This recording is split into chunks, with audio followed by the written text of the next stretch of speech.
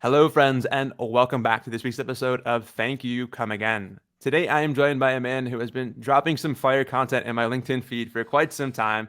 It's Alex McEachern, Director of Marketing over at Repeat and the host of the Shelf Life podcast. Alex, how are you, man? I am doing fantastic. Excited to be here. Stoked to have you here and really excited to dive into a topic that I would love to just debate with you and kind of figure out a little bit more. And that's around, can we actually automate customer retention?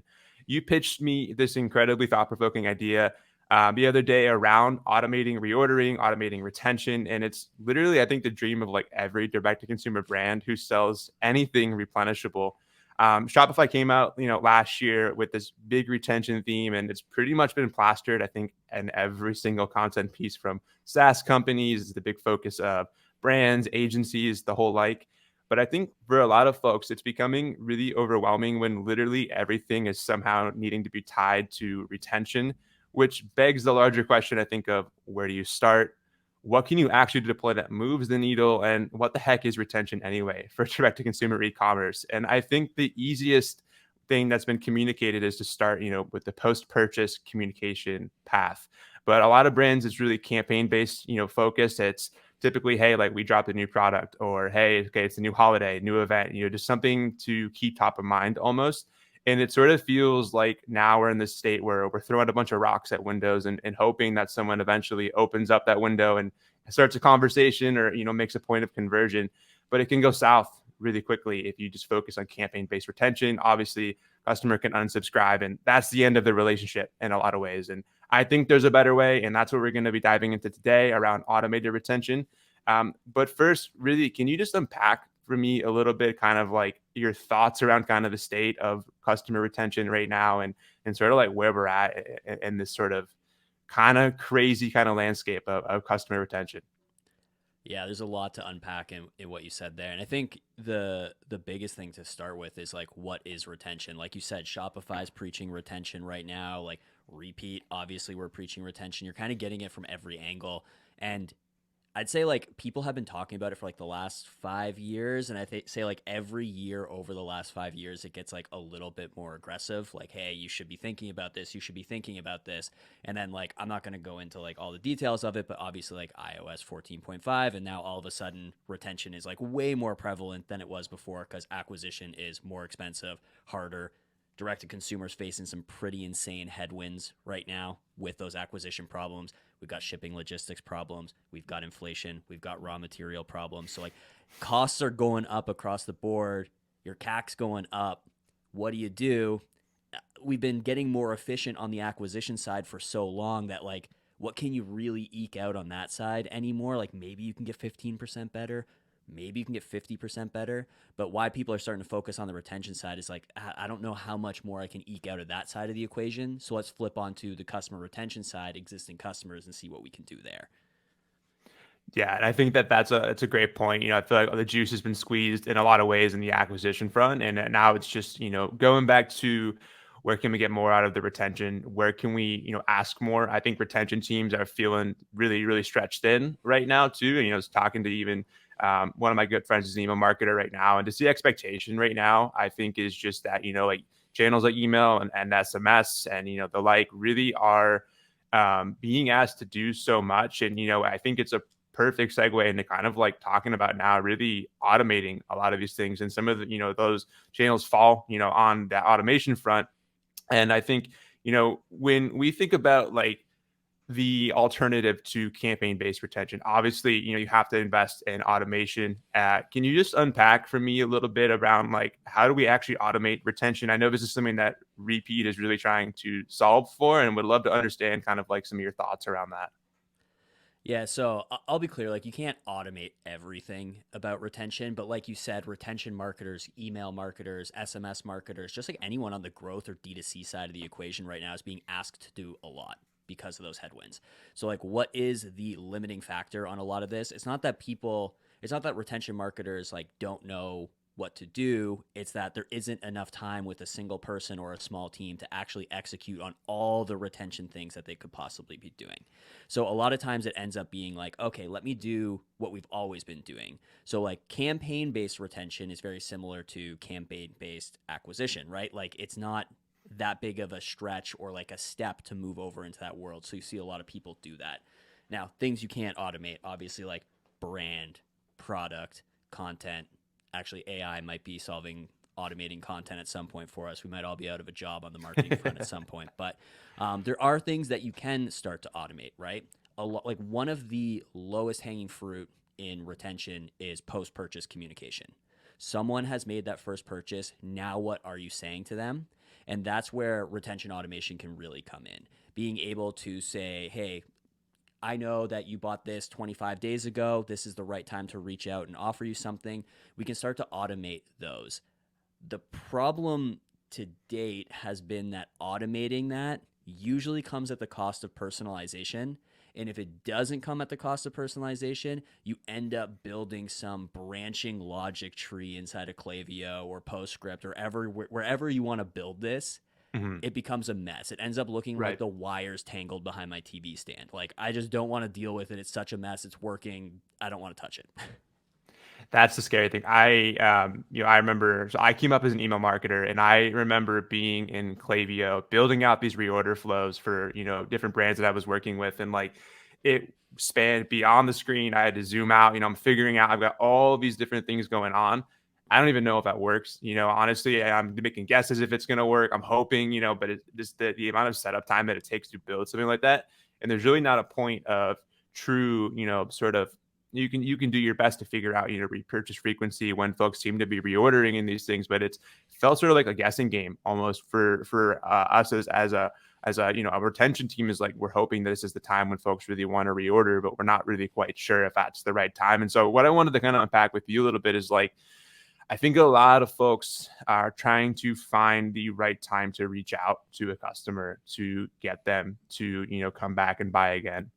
And I know that this can vary significantly depending on how much the product is used, how maybe they even kind of like, if they get the product on time, if shipping was on time, and all these different things that can factor into that too. So how do you kind of think about that at Repeat and really solving for that kind of reaching out at the right time? Like, is there, I know there's not a hard and fast rule, but I think there's some principles that could be unpacked there.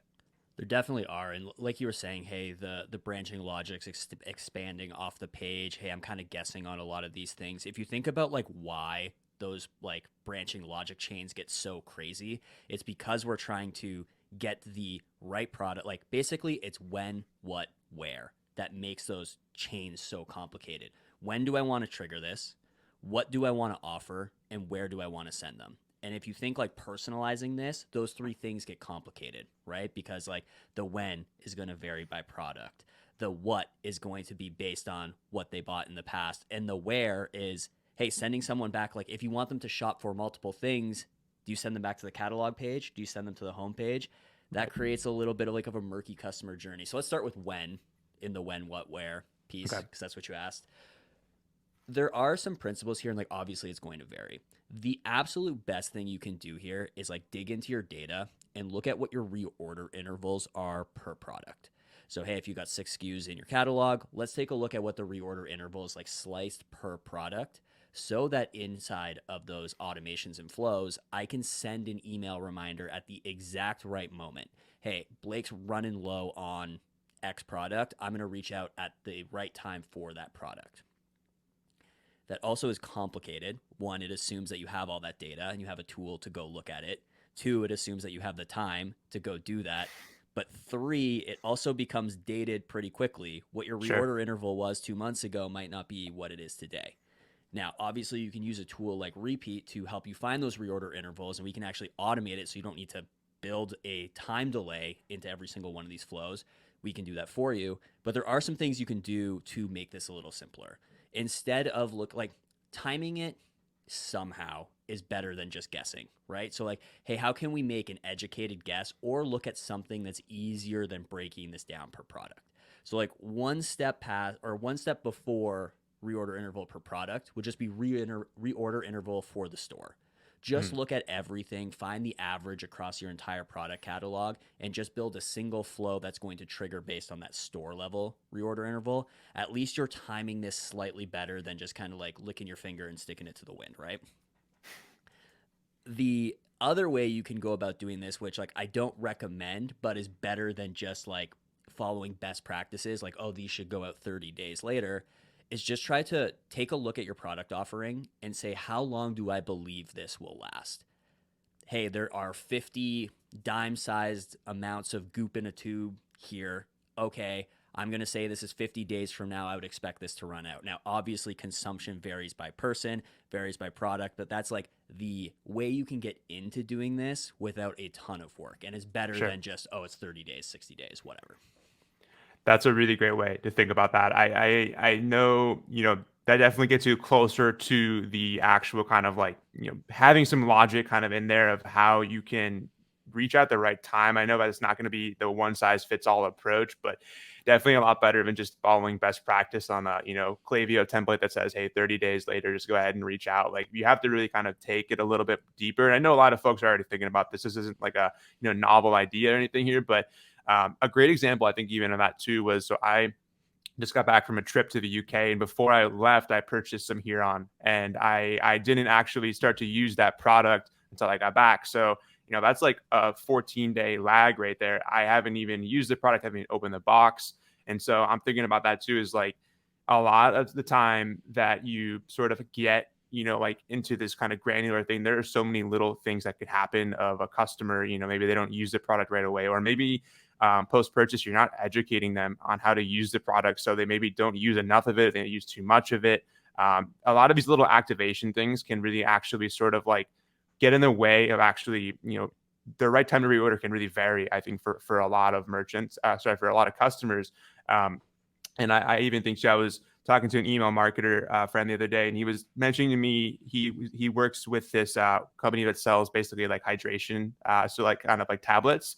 And what they found was that customers just literally weren't drinking enough water, and that was like fundamentally one of the problems that they had, was that customers weren't understanding how much to drink, how much to use. And so they had to take it a step back and actually go to their post-purchase flow and start to think about how can they educate better. Like they're using like the order tracking page to start to kind of place that there. Some of those post-purchase emails of like setting up behaviors.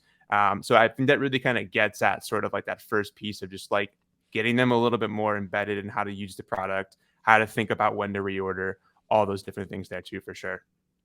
Yeah, I think like it really on the post purchase side of things, I think you got three base flows that like everyone should be looking at. That is your your replenishment flow, which we were just talking about, your Right. education flow, which we were just talking about there.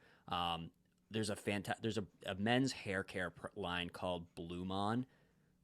I encourage everyone to just go like buy something from them and look at what they send you from an email perspective, because it's exactly that, like educational, entertaining. It's not about like, hey, just use the product. It's here's hairstyles that you might like, here's hair care tips, like here's how to like it's just seamlessly integrating the product and like additional product discovery into those emails. It doesn't feel like they're trying to upsell me or cross sell me anything. It's just like they're being super helpful with all this content, and the product's just like seamlessly integrated into that. And then I think the third one's just like the transactional piece of this, right? Like, hey, orders on its way, orders shipped, like everything to let me know, like, hey, I made this purchase.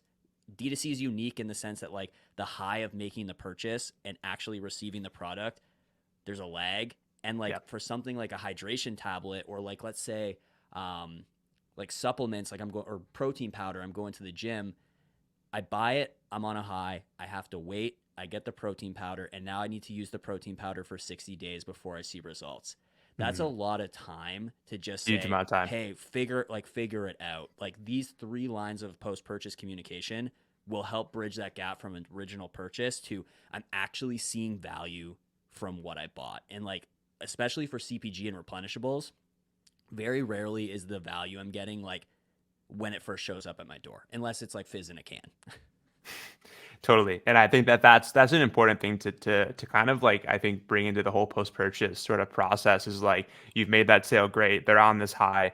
How are you going to keep that high going and really set a great expectation around how to actually like get the most out of this purchase, alleviate buyer's remorse, but then also like as they're using the product, making sure that like they're having a great experience through that. And I think a lot of the way you ensure they have a great experience is that they just kind of know what they're getting themselves into. Like there's so many little things I think that the the old model of D2C commerce, I feel like, was just sales at all costs, and content, didn't really matter as much. And I think now we're seeing content even more is even more important now, just because of, we need to be focused on making sure customers have that great experience. And that, like, I think that falls a lot logically into making them, feel like when they reorder, that they're confident in that purchase, is that they had that great first experience, and that you took all those steps along the way, giving them that education, use cases, different things that they can kind of like use of the product. All these different things sort of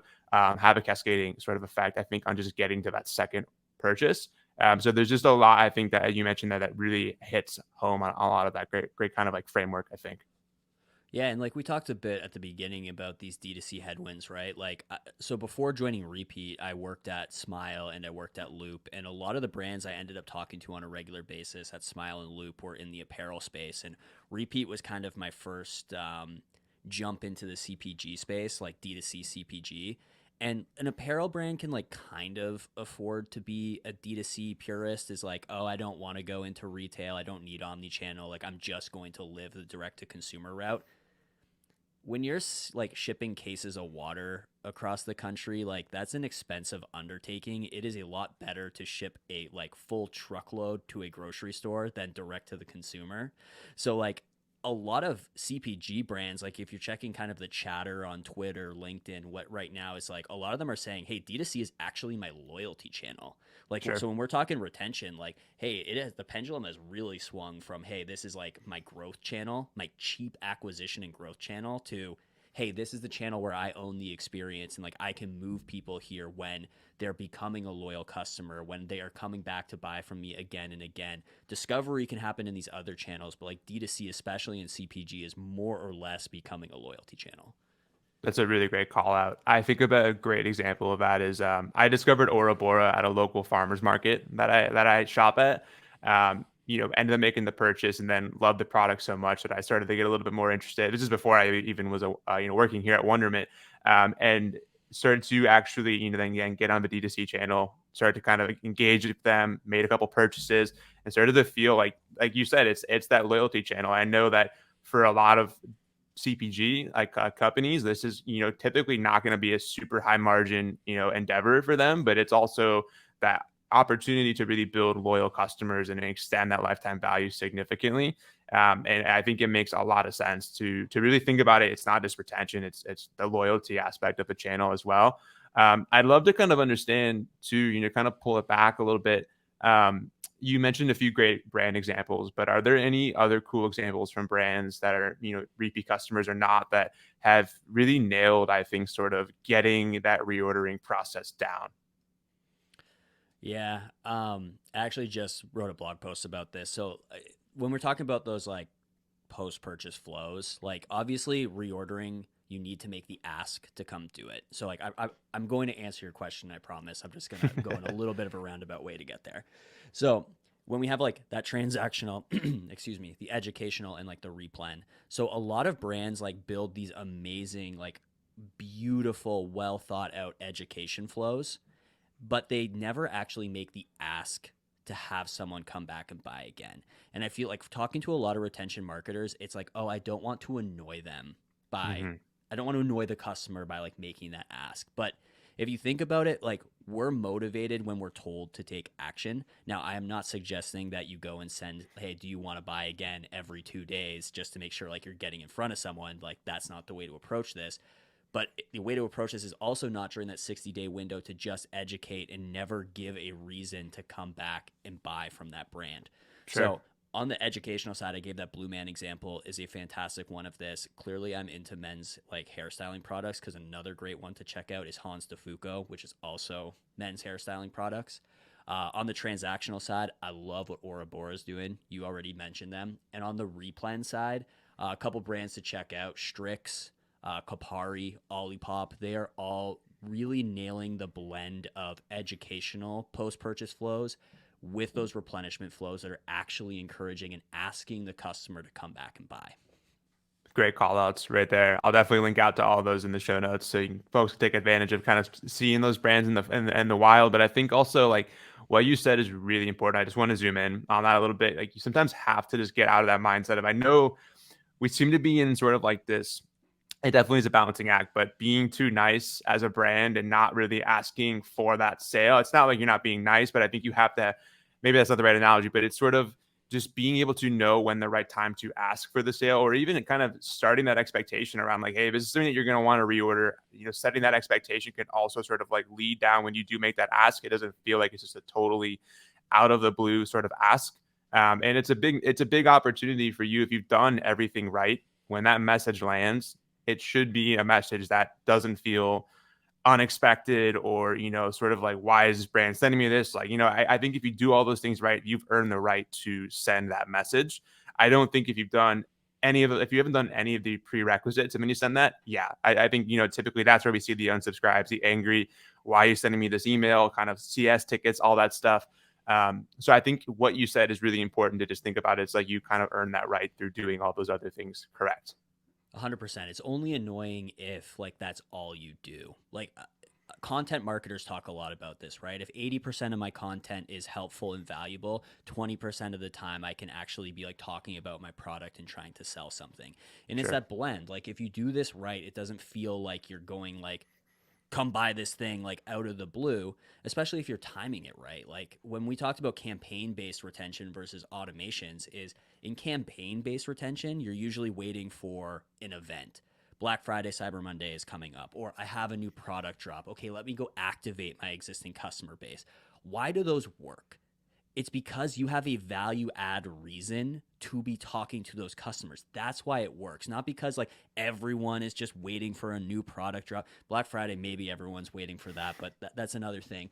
But like if you think about the automation side of this and asking at the right time, when's someone most likely going to want to buy again? If it's a replenishable, it's when it's running out. Right. They're going to want to reorder something, either that same product because they loved it, or they're running low on that and like, hey, let me try a different flavor, let me try a different scent. When you reach the timing of when you reach out allows you to make it a value add reason to be asking for that purchase rather than just like throwing it out there randomly. Totally. I think that's a great call out. And it also is really important, I think, when you make that, kind of initiation of contact to, hey, you reorder this product, if it's personalized, like, the way that Repeat does, being able to give them the opportunity to repurchase what they already had in their cart. It's super simple. It's a seamless process too. You can make that experience really easy on top of getting it right in the timing kind of aspect. It really makes it a home run, in my opinion, of optimizing it for, ease of use for the customer and optimizing it too for, just conversion on the brand side too. And one thing I wanted to ask you, um, you know, we can assume and live in a vacuum that everything's going to go right, that a customer is going to get that message and it all is going to go well and they're going to make that purchase. But sometimes life happens. Sometimes I'm not ready to reorder. Maybe I'm busy and I'm going to look at the email later and I don't. So if you reach out and someone doesn't reorder, I think a lot of times folks, hair on fire, I don't really know what to do with this customer. Now let's send them a bunch of campaigns. That might not be the right approach, honestly. What do you recommend if someone doesn't actually reorder when it's time to reorder? Yeah, so at Repeat, we kind of bake that in to a lot of the flows that we end up setting up. So like, hey, we think you're going to be due to reorder this product in this window. Okay, let's reach out at that point. If that doesn't happen, we usually set like just a static time-based delay, call it like 7 days, 14 days. It really depends what the average reorder intervals are for that brand to Mm-hmm. try to get that person to come back. Hey, that timing wasn't right the first time. Let's try again. But this is where like I wouldn't just go and like, okay, let's hit them every 7 days after that to like go find them. There's two things that I would do here. One we already talked about is that education based post purchase flow is like I would take someone from first purchase to make like to past what you think like a typical reorder interval would be. When you use Repeat, we actually take a look at reorder intervals and show you like the 25th percentile, the 50th percentile, the 75th percentile. It's like you probably want to run those education flows to like the 50th percentile. Like let's make sure like the average person is like going all the way to this point. We can Mm-hmm. ask for a reorder, but like take them a bit further than that with education. You can also start to build something of a win back campaign, right? Is like, hey, I've just been trying to naturally get this person to come back and reorder. Hey, if they've gone past the 75th percentile or the 80th percentile or 90th percentile, let's just assume they're not coming back at all. that's when you can actually trigger something to go out where it's a little bit more of an aggressive sell. It's like, hey, Mhm. we don't think this person's coming back at all. Let's give them 25% off. Let's give them like the bundle for a reduced price or something to try to encourage them to come back. Because like a lot of times, especially like your Huron example, it's not that we stopped using shampoo. It's that we stopped using shampoo from that brand. So like Yeah. keeping consistent touch points makes you more likely to come back and grab that same brand. And if you make the offer at the right time, it makes you likely to come back and get that brand. What probably happened if they've gone that long is they've switched brands, and that's not necessarily a bad thing. Like we're humans. We love to like try different things. Discovery is a big part of like what we do. So like that win back campaign could potentially be like, oh yeah, like let's come back and give that another try, even though I went to a different brand for my last purchase. I love that. I think that that's a really great way to think about it too, is that looking at those percentiles can be a really great way to understand like where that customer's sort of at in that sort of process. And I think also something that I've seen too, a lot of, I'm curious to get your take on this, is I've seen a lot of brands, if someone's like they've almost written off the customer, it's everything seemed to be going great, maybe they made a few purchases and then they just stopped purchasing. And you mentioned obviously it could be trying a new brand, maybe they just stopped using it in general. Like there's so many reasons why someone stops buying. I've seen a lot of merchants who will now send out text-based emails or like type forms, and they're like, hey, like what happened? Like we would just love to get some feedback and understand kind of like why you to stop buying from us. I mean, I don't really know what the conversion rate is like on these if they're not, opening these emails already, but I think it's an interesting play to just get some qualitative feedback nonetheless. What are your thoughts on something like that? If someone doesn't kind of, make any more purchases, is it even worth engaging with a customer at that point? This is one of those places where I think it really helps for us to like take our brand or merchant hats off and put our customer hats on. Like a lot, like we just talked about before, a lot of times we assume if someone hasn't come back to make a purchase, like they must hate us. We did something wrong. It's probably not the case. Like if I go and buy my shampoo from somewhere else, it's not because I hated the experience with that brand. Like it might have been I ran out of shampoo. You didn't actually ask me to come back and get it. I ran out. I don't want to wait 5 days for you to ship this to me. I'm gonna run to CVS and grab it. So Sure. like I think like we as like when we have our merchant or brand hat on, like we assume that the customer cares a lot more about that experience than they probably do. Now, I know a lot of brands that do this, they get some fantastic feedback from it. Me personally, I've never filled out a hey, where have you been? Can you tell us like what's going wrong?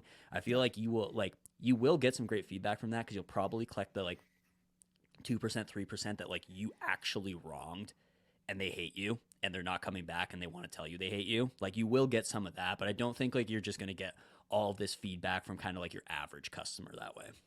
Yeah, that's a really important thing to think about as well. Is like putting your customer hat on is something that I remember I often overlooked as an email marketer. You've got these aggressive, sales targets, retention targets, all these different things, and it can be really difficult to always have that hat on and like these flows. Even I think in the best intention, sometimes like you're not going to really get the feedback that's actually going to address the fundamental problems. And something that I know is sort of like I think an elephant in the room of D2C for a lot of consumers is shipping, honestly, and how long it takes to get products. And I think this also bakes into replenishable CPG is like the time to actually get that product can be, a really just like, hey, I'd rather go to CVS, like you mentioned, and buy this rather than wait 5 to 7 days if there's delays even more. Um, I know this is a problem that a lot of merchants really are trying to solve for, but logistics can also be its own animal. Do you have any thoughts around just like how to best overcome even things like that? Is that something that like you just can't really fight and you have to kind of control what you can? I'm just curious, like what your thoughts are around kind of a pain point like that. The way too simple answer, be omni-channel, like be in CVS. Like obviously that's easier said than done, but like if you have retail availability and you have your D2C channel, like you are removing that pain point for yourself. Now, there's going to be people listening to this that are going to say like, Alex, yeah, simply get into CVS, simply get into Kroger. Like, okay, I obviously Small know feat. that's yeah, exactly. So like how do you I think it really, like, I hate to be a broken record here, but it really comes back to like what we were talking about from the beginning. Like these post purchase flows are really important. Like when you're top of mind, you have that like that space in someone's mind to say like, oh, like if I'm constantly being engaging with this brand in a value add way, not just annoying me with like constant emails and constant offers, is like that BluMaan or like Hanz de Fuko example is like they're giving me value. Like I open every one of their emails because like I want to see what the latest hairstyle is. I want to see what like other people are doing. Like what am I missing? They have like I have a lot of mental availability for those brands, and I'm more likely to go reorder them. Like even though those brands aren't necessarily asking me like in a repeat way to say like, hey, come buy this, I'm less likely to let it run out because I care a lot about that. And I know that this is another one of those, Alex, like simply get someone to care, like simply build a killer brand. I think it's like an unstated thing of retention, right? Is like your brand that you're building is a big piece of your retention, as well as like the product you actually offer. If you're selling something that runs out in 2 days, you're going to have a really hard time selling those one at a time to anyone and like have them actually pick that up at the rate that they need it. That I think some themes I've kind of pulled from this, whole kind of conversation. It's obviously, reordering and retention is something that everyone is thinking about, but it's sort of like cart before the horse. You can't really do that unless you have sort of this whole emphasis around your brand, the education, the expectations that you're framing. Really, from the minute they click that buy button, even before they click the buy button, there are things that you can be doing on the site, educating your customers around a lot of these things that, I think a lot of this is where D2C is really headed, is a lot of, I think, just education and really building just more connectivity to the brand through a lot of this content that we're seeing. But I think it's like you get those fundamentals right. You know your post-purchase communication, with starting with the transactional, getting into some of those kind of educational flows. And then like when that time comes to reorder, it's a much, much simpler process. And I know like we're distilling this down. I know we're kind of putting this in a vacuum right now, but I just think like um, this to me is the fundamental approach to D2C, is just get the education right, get that customer really embedded in like feeling good about their purchase and making sure that they're having a great experience. These are the things that I feel like the best brands are doing right now. They're doing it really well. Yeah, I think like what we said at the beginnings, right? Like, hey, you can't automate everything about retention. So, like, hey, yes, you need to put an emphasis on these things, but like, as a retention marketer, as someone with limited time and limited resources, is like look and try to find the things that you can automate. Replenish flows is something that you can automate.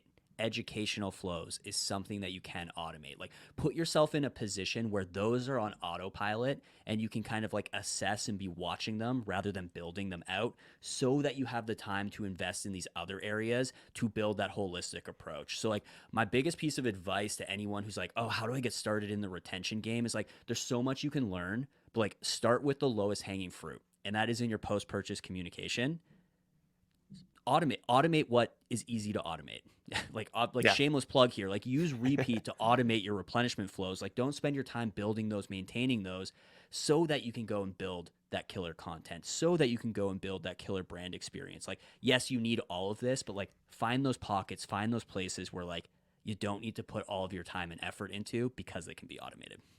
Yeah, that's a great way, I think, to kind of think about that. Automate what you can, and then there are definitely things that you can't automate. But like being able to set some of your focus away from that, you get that set up. It kind of obviously don't just set it and forget it, but like you really can then focus on a lot of the more important things. I think that great parallel to this is like I was talking to Jester Beyond from Feastables the other week, and like we were talking about CX and like how a solution like Wonderment has helped her to actually get rid of a lot of like the basic kind of fundamental automated kind of tickets that come through. And now her team's really having great customer conversations, focusing more on that, reducing first response time, all these things. But like it's allowed her to actually pull it a step further. And I think like that also goes a long way in just to kind of like that whole D2C experience. Like you automate what you can, and then you really focus your effort on like where you need those human touch points. Time is our most valuable resource for everyone. And like we said, with the headwinds that are coming in, like I don't think D2C teams are growing over the next, let's call it 6 months to a year. So like you need to be even more efficient. Your time's even more valuable. Find those places where you can get out of like the day to day and put yourself into those strategic thinking moments. Automate what you can, like put your brain power to the next big thing, not the day to day. 100%. We've talked a lot about flows and I think email and kind of SMS communications. But one thing I wanted to ask you, I mean, folks listening, to kind of think about where else they might be able to kind of get a little bit more juice out of kind of this automated reordering process. Are there any other ways that we can do this? I know, like, for example, like the order tracking page, like I've seen some cool stuff that Bora is doing there, like click to reorder on that. Anything you kind of talk to around there that's not just email and SMS based? So some people are doing I'll see if I can get you the link to the post I did about this, but Soft Services had some really cool direct mail for reordering. They basically sent out a mailer that had a little like red tool in it, and the copy, like I'm gonna paraphrase it, but it was essentially like, my guess is your bottle of X is running low. This will help you get that last little bit out of it. Again, value add reason to be reaching out and a killer reminder that you're probably running low on something. So, yeah, direct mail, you mentioned it. Like, we call them reorder banners, like not just having those flows set up, but reorder banners inside of like campaigns that are dynamically shown only to people who have a previous purchase. So, hey, we know this person's previous purchase history. Let's send them to their dedicated cart with those loaded into it through all campaigns. It allows you to turn that like day-to-day one-off effort into a little bit more of an automated process for those returning customers. That's awesome. I love that soft service example. That is so cool. I think direct mail is definitely, and we've seen it kind of coming back. I think like even I remember kind of testing out some of those tools a few years back when I was in the brand side, and like I've always been really bullish on the opportunity with direct mail. But I think like seeing creative use cases like that, actually taking it just a step further, it's not just a postcard that says, "Hey, buy our shit," but like here's like something that you can actually do to get that last bit out of the product. That's really cool. Alex, this has been awesome, and I really appreciate you dropping a lot of insights. And as we kind of wrap up, I think this discussion, I'd love to just understand maybe your thoughts around this. I've been asking everybody this lately, and it's been, do you think that customer retention is harder or easier than it's say 10 years ago to now? Has it gotten simpler or more difficult in the current economic and kind of state of where e-commerce is at? So I've like retention. I'm such a retention nerd. So like I've been like following it pretty closely for, let's call it, the last 8 years. I don't know if it's actually any easier or any harder than it was 8 years ago. I think like you're fighting like, I think coming up with something creative like that soft services example is harder now because more people are paying attention to retention than they were in the past. So like creativity is probably at a premium right now, but the amount of tools that are at your disposal to help you with this is insane today, even compared to 8 years ago. So like if you were to say like, Alex, you can't sit on the fence here, you need to pick one. I would say retention is probably easier than it was 8 years ago because of all the tools, and like people are starting to publish a lot more content on this. It's easier to figure out what to do than ever. I think that's a really great take on it. I totally I sit in the camp with you as well on that. I think things have gotten, yes, there's a lot more to focus on. There's a lot of shiny object syndrome with different things going around right now, and the promises that are being made from certain tech and things like that, or just strategies. But I think also it's like there's a lot of great things at your disposal if you really stay focused. You focus a lot on the things that we even talked about here, and a lot of like the best practices I think are slowly becoming a little bit more dated. And I actually think it's more now around kind of focusing on just what's fundamental to your brand, and that can really unlock a lot of. I think like in a lot of ways, like retention has sort of become like this big, like grandiose kind of like idea. It's almost like this unobtainable thing for a lot of people. It's like, oh, like we'll unlock retention someday. But I think at its fundamental core, like there are a lot of simple things that we just tend to overcomplicate as marketers. Yeah, pick something and focus on it, right? Like the thing I like to say to a lot of people I end up talking to is like, imagine if 3 years ago you were like, "What's your focus this year?" It's acquisition. Okay, well, like what about it? No, like acquisition. Like no one would say that, right? It'd be like, "Oh, I'm going to like TikTok, I'm going to Facebook. Hey, I'm going to start a referral program." Like you get more granular. Is like Sure. think about that on the retention side too. Like what tool, what tactic? Like pick something, focus there, and like go all in on that, because like saying you're focusing on retention, like when we frame it a different way, is like saying you're focused on acquisition. It's just way too broad to really do anything with. Like scope it, be a little bit more narrow with how you're approaching it, and you'll see better results. Focus, focus, focus, 100%. Yeah, that is a great way to think about it. And really, I think staying focused, it allows you to just dig a little bit deeper, I think, than you would if you just, yeah, said, hey, we're gonna focus on retention this year. And, 12 months later, you really didn't know like kind of what you were shooting towards. I think this gives you a much better lens to think about it. But before I let you go, Alex, where can listeners go to get in touch with you? Yeah, if you want to automate your reordering, hit us up at getrepeat.io. If you're a CPG brand and you want more retention tips, tactics, advice, you can join us in our Slack community, CPG House. You can get there at cpghouse.com.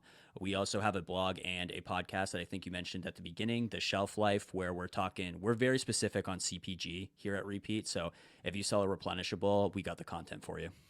Love it. I'll link out to all that in the show notes. As always, Alex, super appreciate the time, my friend. Have to have you on the show again really soon. Talk more about retention. I know there's a lot more we didn't talk about today that I'm sure we could riff on for quite some time. Anytime, man. Happy to come back.